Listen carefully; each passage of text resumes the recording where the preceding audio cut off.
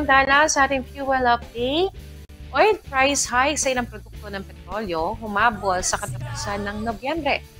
Matapos ang magkasunod na oil price rollback, humabol sa pagtatapos ang buwan ng Nobyembre ang dagdag presyo sa ilang produkto ng petrolyo.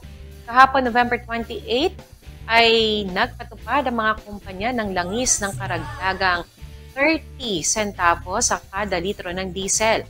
Tumaas naman ng 65 centavos sa kada litro ng kerosene o gas habang walang paggalaw sa presyo ng gasolina. Ang nasabing taas presyo ay iniuugnay sa nabawasang produksyon ng OPEC Plus at sa lingguhang pagtaas sa US crude inventories.